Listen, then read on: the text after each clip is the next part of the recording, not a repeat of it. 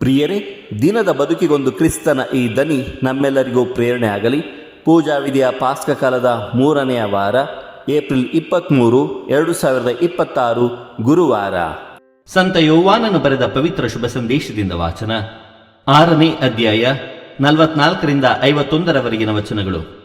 ಆ ಕಾಲದಲ್ಲಿ ಯೇಸು ತಮ್ಮ ಶಿಷ್ಯರಿಗೆ, ನನ್ನನ್ನು ಕಳುಹಿಸಿಕೊಟ್ಟ ಪಿತನು ನನ್ನತ್ತ ಸೆಳೆಯದ ಹೊರತು ಯಾರೂ ನನ್ನ ಬಳಿಗೆ ಬಾರರು. ಬಂದವರನ್ನು ನಾನು ಅಂತಿಮ ದಿನದಂದು ಜೀವಕ್ಕೆ ಎಬ್ಬಿಸುತ್ತೇನೆ. ದೇವರಿಂದಲೇ ಅವರೆಲ್ಲರೂ ಬೋಧನೆ ಪಡೆಯುವರು ಎಂದು ಪ್ರವಾದಿಗಳ ಗ್ರಂಥದಲ್ಲಿ ಬರೆದಿದೆ.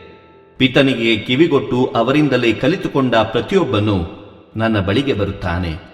ಹಾಗೆಂದ ಮಾತ್ರಕ್ಕೆ ಪಿತನನ್ನು ಯಾರಾದರೂ ಕಣ್ಣಾರೆ ಕಂಡಿದ್ದಾರೆ ಎಂದಲ್ಲ, ದೇವರಿಂದ ಬಂದಿರುವ ಒಬ್ಬನು ಮಾತ್ರ ಪಿತನನ್ನು ಕಂಡಿದ್ದಾನೆ.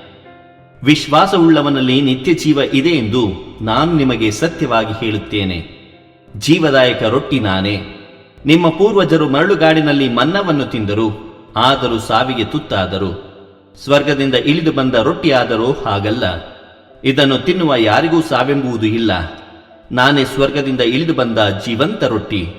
ಈ ರೊಟ್ಟಿಯನ್ನು ತಿಂದವನು ಚಿರಕಾಲ ಬಾಳುತ್ತಾನೆ. ಲೋಕೋದ್ಧಾರಕ್ಕಾಗಿ ನಾನು ಅರ್ಪಿಸುವ ನನ್ನ ಮಾಂಸವೇ ನಾನು ಕೊಡುವ ರೊಟ್ಟಿ ಎಂದು ಹೇಳಿದರು. ಪ್ರಭುವಿನ ಶುಭ ಸಂದೇಶ. ಕ್ರಿಸ್ತರೇ ನಿಮಗೆ ಸ್ತುತಿಸಲಲಿ. ಚಿಂತನೆ. ಆಹಾರ ನಮ್ಮ ಶಾರೀರಿಕ ಪೋಷಣೆಗೆ ಎಷ್ಟು ಅಗತ್ಯವೋ, ಕ್ರಿಸ್ತರ ಶರೀರವು ನಮ್ಮ ಆಧ್ಯಾತ್ಮಿಕತೆಗೆ ಅಷ್ಟೇ ಅತ್ಯಗತ್ಯ. ಪ್ರಭು ಯೇಸುವಿನಲ್ಲಿ ಆತ್ಮೀಯರೇ, ಶುಭ ಸಂದೇಶದ ಪ್ರಚಾರ ಕಾರ್ಯಕ್ಕೆ ನಾವು ಯಾವಾಗಲೂ ಸಿದ್ಧವಿರಬೇಕು ಎಂಬುದನ್ನು ಇಂದಿನ ಮೊದಲನೆಯ ವಾಚನ ತಿಳಿಸಿಕೊಡುತ್ತದೆ. ಇನ್ನೊಂದು ಕಡೆ ಶುಭ ಸಂದೇಶವನ್ನು ಓದಿ ಅರ್ಥ ಮಾಡಿಕೊಳ್ಳಲು ಪಾಂಡಿತ್ಯದ ನೆರವನ್ನು ಪಡೆದುಕೊಳ್ಳುವುದರ ಬಗ್ಗೆ ಒತ್ತಿ ಹೇಳುತ್ತದೆ. ಆತ್ಮೀಯರೇ, ಶುಭ ಸಂದೇಶವನ್ನು ಅರ್ಥ ಮಾಡಿಕೊಳ್ಳಲು ವಿಫಲವಾದರೆ ಅದು ಪರಿವರ್ತನೆಗೆ ದಾರಿ ಮಾಡಿಕೊಡದ ನಿರ್ಜೀವ ಪುಸ್ತಕವಾಗಿ ಬಿಡುತ್ತದೆ. ಶುಭ ಸಂದೇಶವನ್ನು ಅರ್ಥ ಮಾಡಿಕೊಳ್ಳಲು ಇನ್ನೊಬ್ಬರ ಪಾಂಡಿತ್ಯದ ನೆರವನ್ನು ಪಡೆದುಕೊಳ್ಳೋಣ. ಶುಭ ಸಂದೇಶವನ್ನು ಜೀವನದಲ್ಲಿ ಅಳವಡಿಸಿಕೊಂಡು ಶುಭ ಸಂದೇಶದ ಪ್ರಸಾರಕರಾಗೋಣ. ನಾವು ಹುಲು ಮಾನವರು.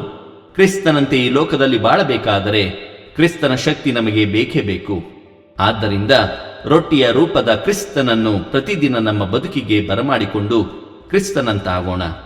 ಆತ್ಮೀಯರೇ, ಹೇಗೆ ನಮ್ಮ ಶರೀರದ ಪೋಷಣೆಗೆ ಆಹಾರ ಅತ್ಯಗತ್ಯವೋ, ಅದೇ ರೀತಿ ನಮ್ಮ ಆಧ್ಯಾತ್ಮಿಕ ಬದುಕಿನ ಪೋಷಣೆಗೆ ಕ್ರಿಸ್ತನ ಶರೀರ ಅಷ್ಟೇ ಅತ್ಯಗತ್ಯವಾದುದು ಎಂಬುದನ್ನು ಮನಗಾಣೋಣ.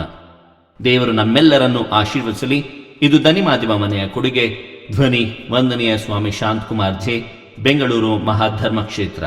ಪ್ರಿಯರೇ, ಈ ಚಾನೆಲ್ ಅನ್ನು ಸಬ್ಸ್ಕ್ರೈಬ್ ಮಾಡಿ ಪ್ರತಿದಿನ ದೇವರ ವಾಕ್ಯವನ್ನು ಆಲಿಸುತ್ತಾ ಅದನ್ನು ಇತರರೊಂದಿಗೆ ಹಂಚಿಕೊಳ್ಳಲು ನಮಗೆ ನೆರವಾಗಿರಿ. ಧನ್ಯವಾದಗಳು.